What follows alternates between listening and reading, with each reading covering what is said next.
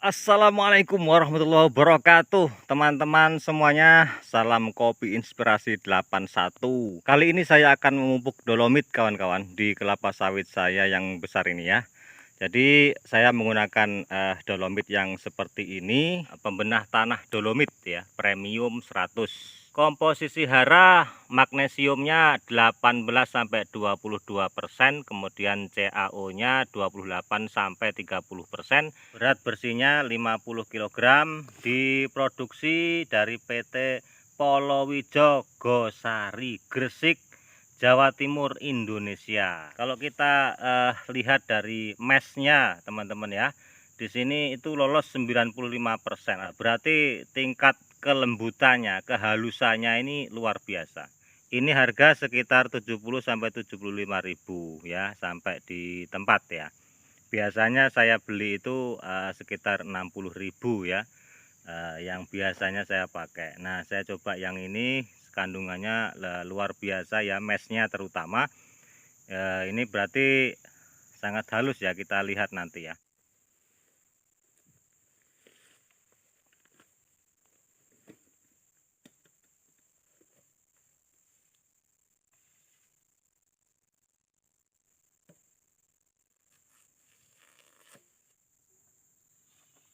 Nah, kita lihat kawan-kawan, ini plastiknya sampai 2 ya, ini karungnya ya, kemudian ini plastik pertama ya, kemudian ini plastik kedua. Nah, baru ini dolomitnya ya kawan-kawan, tuh ya, sampai 2 begini plastiknya, karena dia saking halusnya ya, saking lembutnya dolomitnya ini seperti tepung ya kawan-kawan. Nah, ini plastik pertama ya, tuh, ini plastik kedua. Memang istimewa ini kawan-kawan. Nah, dan bentuk dari dolomitnya seperti ini kawan-kawan ya, sangat lembut sekali ternyata memang ya. Lembut kawan-kawan ini memang. Nah, luar biasa ya. Nah, ini kalau kita lempar biur gitu ya. Jadi dosisnya saya kasih 2 kilo untuk satu pohonnya ya.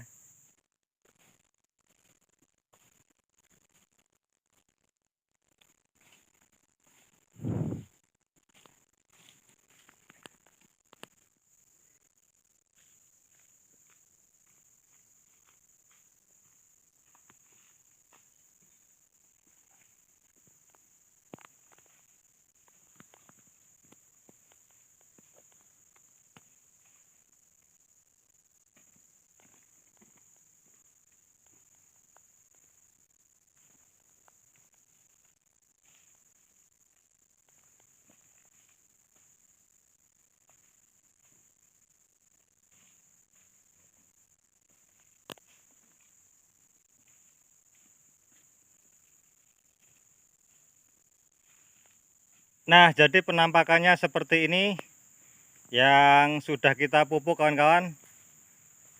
Ke arah sana ini sudah semuanya sudah kami pupuk ya. Jadi kita beri merata di setiap piringan seperti ini ya. Akan lebih bagus ya jika Anda bisa lebih rata lagi. Saya kasih dosis 2 kilo per pohon ya. Nah, jadi lumayan merata lah ya. Ya, walaupun Anda tidak merata seperti ini juga nggak apa-apa, dilempar gitu ya kanan dan kiri gitu juga boleh. Ada juga yang melemparnya itu model cincin ya.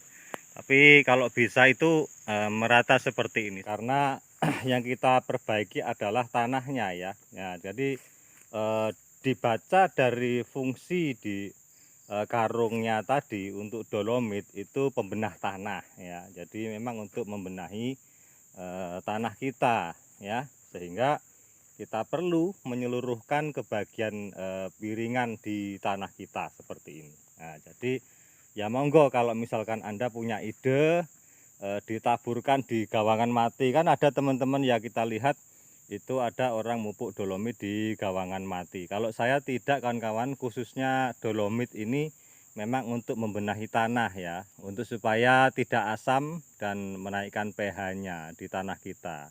Jadi ya perlu diberikan di tanah teman-teman, ditaruh di tanahnya, bukan di gawangan mati. Di gawangan mati dia akan berada di atas pelepah. Tapi tidak boleh disalahkan kawan-kawan, karena masing-masing orang itu mempunyai rujukan dari penelitian si A, si B, si C itu dipakai. Salah satu hal mungkin dipupukkan di pelepah ini ya, karena memang pada saat turunnya dolomit itu menunggu hujan atau kena angin kemudian turun. Dan kemudian mereka mupuknya juga di area itu sendiri ya, di area gawangan mati. Kalau saya kan tidak, saya mupuknya tetap di area piringan, sehingga yang saya kasih dolomit itu di area piringan ya dan sekitarnya. Tapi kalau Anda mupuknya di area gawangan mati, ya bisa jadi kawan-kawan pemberian dolomitnya adalah untuk membenahi tanahnya yang di gawangan mati, kan begitu ya. Jadi masing-masing punya prinsip dan cara tersendiri. Dan juga di gawangan mati itu akar-akar muda itu banyak bermunculan kawan-kawan, dan kelembabannya itu lebih terjaga, makanya banyak yang memupuk di gawangan mati. Tapi kondisi sekarang di tempat saya itu masih lembab kawan-kawan tanahnya, dan masih hujan, sehingga pupukkan di sini saja di piringan. Saya memperbaiki area piringan yang biasa saya berikan pupuk. Silakan masing-masing teman-teman mempunyai prinsip dasar dan rujukan masing-masing, silakan diikuti. Kalau saya begini adanya ya kawan-kawan. Baik kawan-kawan, semoga bermanfaat. Salah hilap mohon maaf. Wabillahi taufik wal hidayah. Assalamualaikum warahmatullahi wabarakatuh.